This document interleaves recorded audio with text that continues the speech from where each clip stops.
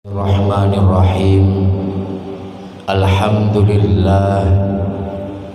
Alhamdulillahil qawi sultanu al-wadihi burhanu al-mabsuti fil wujudihi karamuhu wa ihsanu.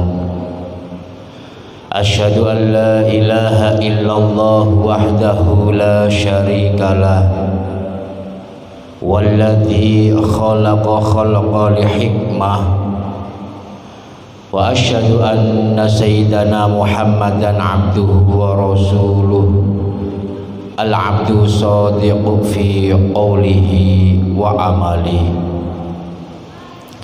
Allahumma salli wa sallim wa barik ala habibina wa syafi'ina wa qurrati a'yunina sayyidina wa maulana Muhammad wa ala alihi wa ashabihi wa mawalah. Amma ba'du, qalu subhanaka la ilma lana illa ma 'allamtana innaka antal alimul hakim. Sa'adatul kurama ingkang kaula hormati para alim, para ulama, para sesepuh lan bini sepuh, para kiai lan bunyai, wabil khusus ketua takmir Masjid Baitul Islah beserta jajarannya yang sangat kami hormati, para hadirin, para jamaah ingkang sampun rawuh teng majelis yang penuh barokah ini. Mudah-mudahan niat amal ibadah kula kali panjenengan dicatat sae kalian Gusti Allah Subhanahu wa taala. Amin. Syukur kita kehadirat Allah Subhanahu wa taala yang mana telah melimpahkan segala rahmat, taufik serta hidayahnya kepada kita semua, sehingga pada detik ini kita masih diberikan iman dan Islam. Pada detik ini pula kita masih diberikan kesempatan, kesehatan untuk bisa bertemu dan melaksanakan serangkaian ibadah di bulan suci Ramadan dalam keadaan sihatan wa afiatan. Amin Allahumma. Salawat serta salam tetap tercurahkan kepada baginda Rasulullah sallallahu alaihi wasallam biqauli Allahumma salli ala sayyidina Muhammad. Qad hilati adrikni ya Rasulullah. Beliau adalah sang idola, beliau adalah imam kita, dan hanya beliaulah yang patut kita jadikan contoh untuk menuju kebahagiaan yang hakiki, baik kebahagiaan yang di dunia dan kebahagiaan di akhirat, dengan datangnya risalah Ahlus Sunnah wal Jamaah Fiddinil Islam. Jamaah rahimakumullah, alhamdulillah hari ini kita masih diberikan kekuatan bisa menjalankan aktivitas kita dalam agenda rutin, yakni pengajian sebelum dan menjelang berbuka puasa. Seperti yang kita ketahui, bulan suci Ramadan itu bulan yang sangat istimewa, bulan yang penuh dengan ampunan, bulan yang penuh dengan maghfirah. Bayangkan, jangankan kita menjalankan serangkaian ibadah di bulan Ramadan, sebelum kita menjalankan puasa, sebelum kita menjalankan tarawih, sebelum kita menjalankan ibadah-ibadah yang ada di dalam bulan suci Ramadan, kita hanya cukup suka, kita hanya senang dengan datangnya, Allah sudah memberikan ganjaran yang sangat luar biasa.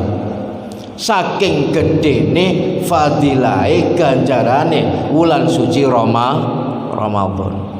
Coba kita bayangkan. Padahal sedurung ngelakoni, belum melakukan.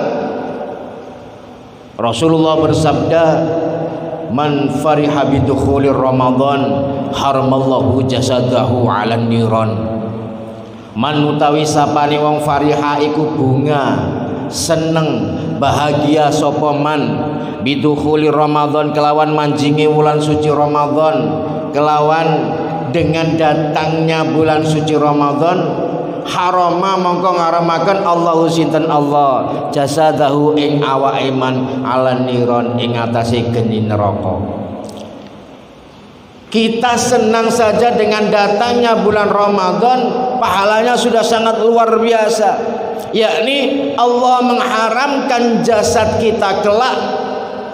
Jasad kita diharamkan masuk api neraka. Dalam artian Allah sudah pasti akan memasukkan kita semuanya dalam keadaan ketika kita ada di surga. Amin Allahumma amin.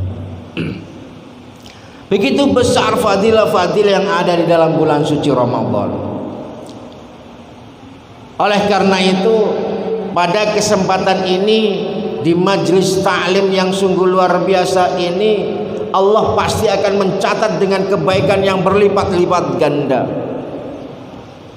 Hadirin jamaah rahimakumullah.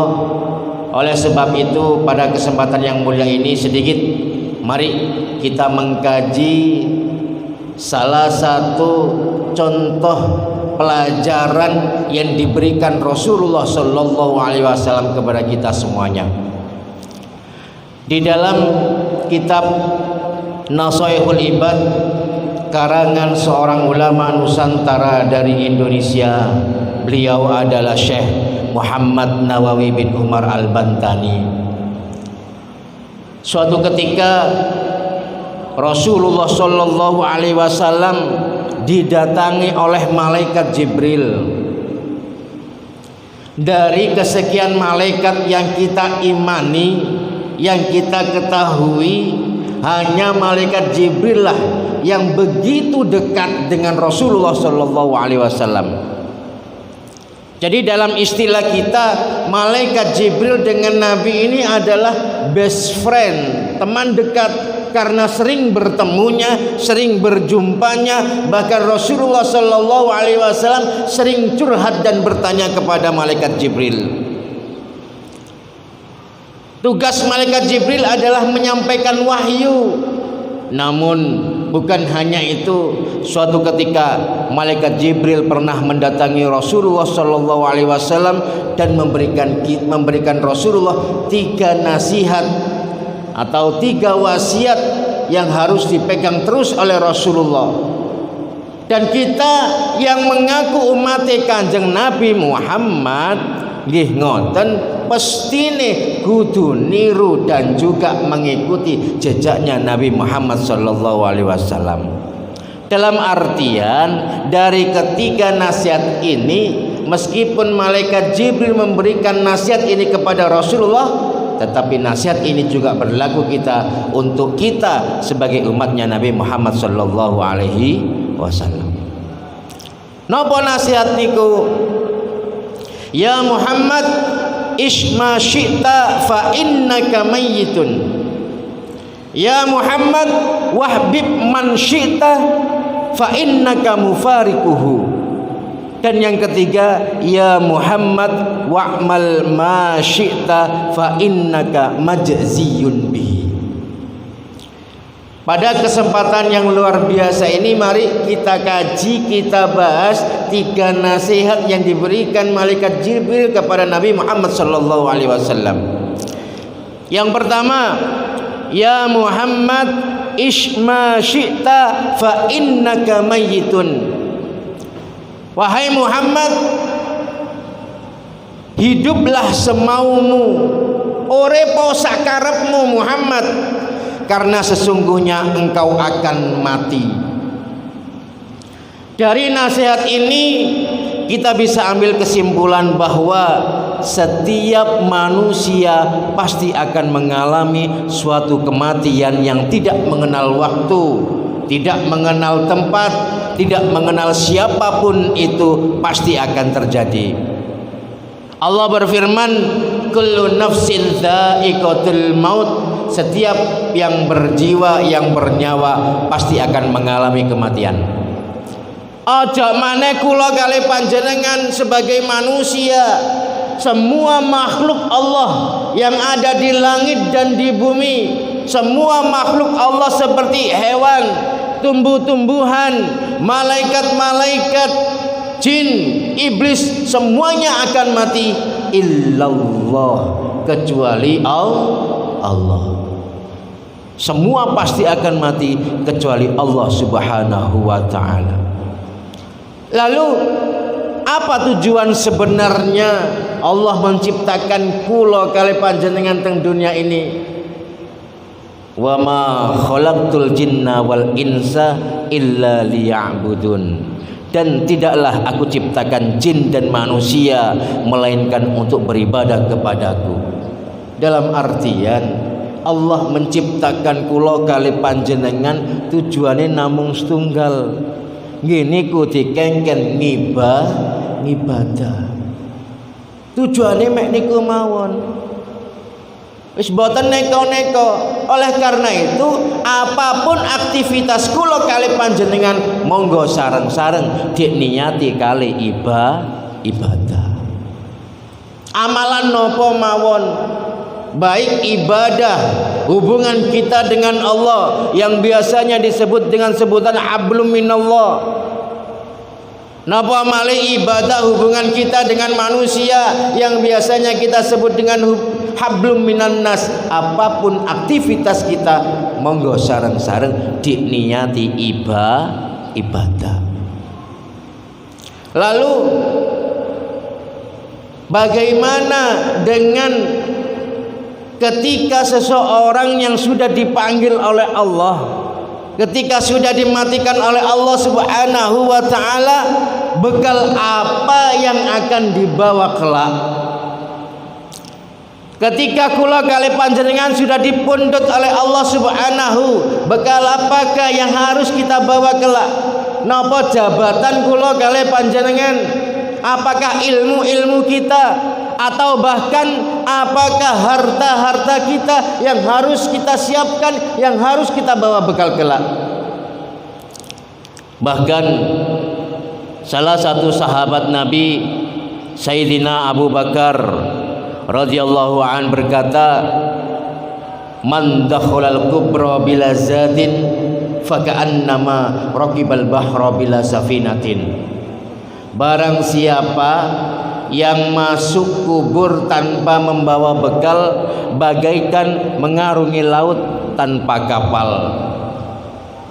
Kula kalih panjenengan mboten saged bayangno kira-kira kuat napa mboten ngelangi berenang mengarungi lautan samudra yang begitu luasnya.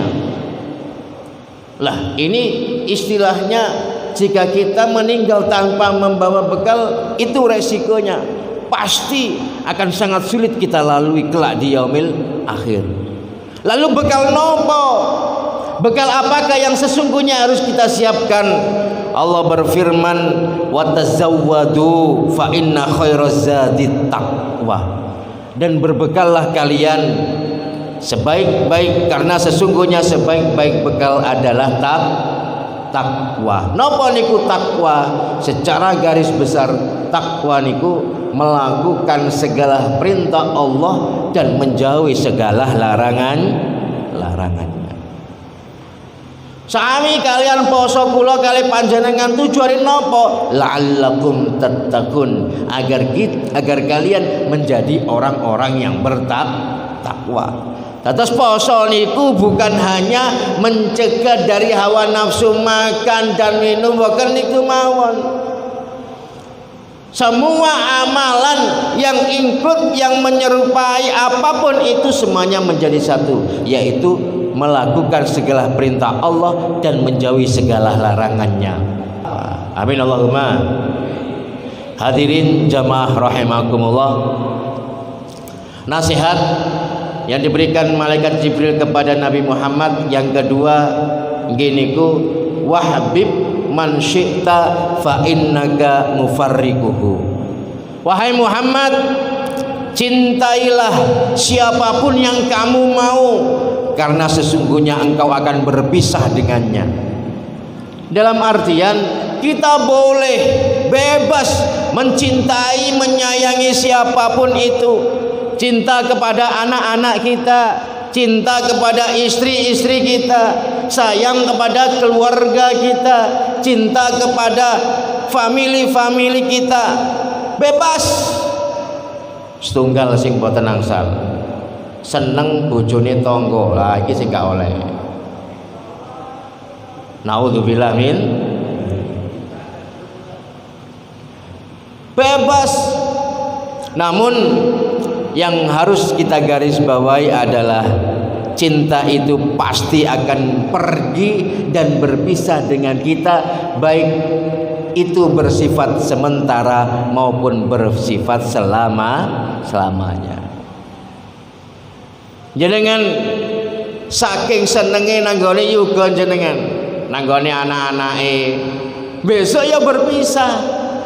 Nek wis duwe bojo, nek wis rabi, wis gak iso maneh.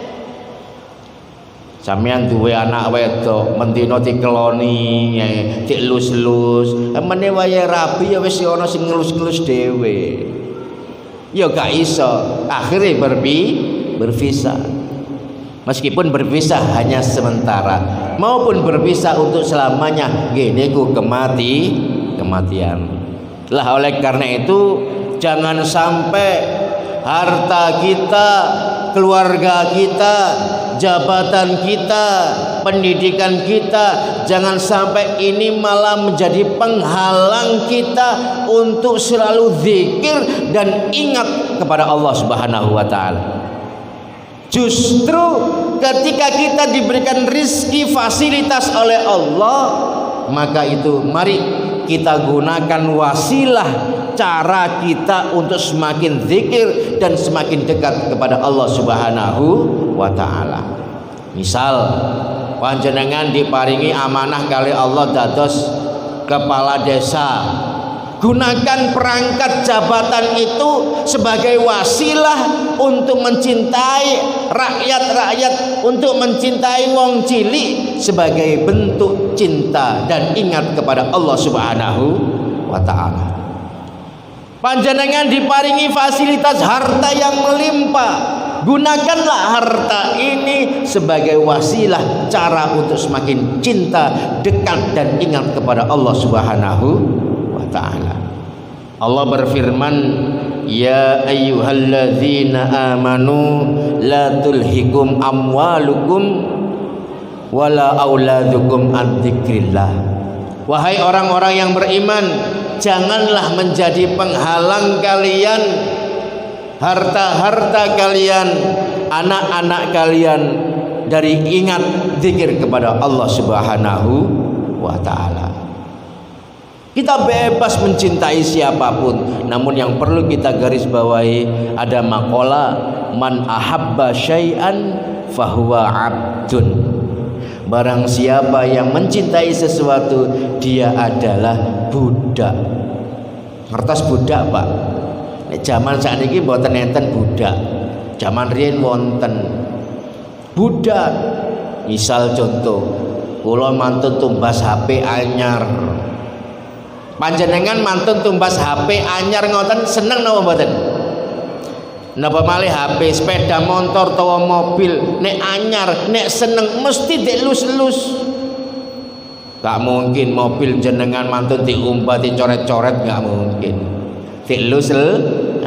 Sami kali HP kotor, pulsane entek gitu tumbasno, wayahe kotor ya dilapi. Itu sama saja kita mencintai sesuatu tapi kita juga diperbudak oleh sesuatu tersebut. Oleh karena itu, cinta kita jangan sampai berlebihan. Cinta kita apapun itu kepada seseorang, kepada harta-harta kita, tujuannya hanya satu, cinta karena Allah Subhanahu wa taala. Mengapa demikian? Karena salah satu ciri-ciri orang yang beriman yakni walladzina asyaddu hubban lillah. Orang-orang yang beriman yaitu cintanya dengan sangat karena Allah Subhanahu wa taala. Lalu kula kalih panjenengan iki makhluk sosial, cinta dengan seseorang juga harus berdasarkan dengan cinta kita kepada manusia. Lalu sikap kita bagaimana jika kita diberikan amanah oleh Allah Subhanahu wa taala? Misal contoh, kula kalih panjenengan diparingi amanah kali Allah, diparingi anak pinter, ganteng, ayu. Tapi suatu saat jika Allah menghendaki diambil anak kita, apa yang harus kita lakukan? Sedih napa mboten kira-kira? Nangis napa mboten? Konseplah apapun yang kita miliki seperti konsep wong parkir, bapak-bapak. Tapi nggih angel. Jenengan nek ningali wong parkir mobil, ya wong tukang parkir niku, mobil sing masuk area parkir, wong parkir iku enggak memandang, mbah mobil iku mau apik mbah elek, semuanya bahasanya satu. Yo, keri, lurus hop. Nggih napa mboten? Mosok nang mobile tekoi pickup ngono mlebu dhewe.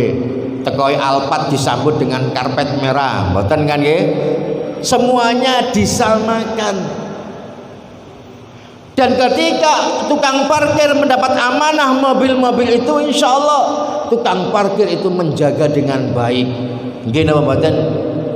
Sama dengan kita, ketika kita diberikan amanah oleh Allah Subhanahu wa taala, mari kita jaga sebaik mungkin. Jangan sampai kita sia-siakan, kita gunakan semanfaat mungkin. Lah, suatu ketika jika Allah mengambil apapun yang dititipkan kepada kita, mari kita sambut dengan sabar, sami'na wa ata'na, karena sesungguhnya itu semuanya kembali kepada Allah.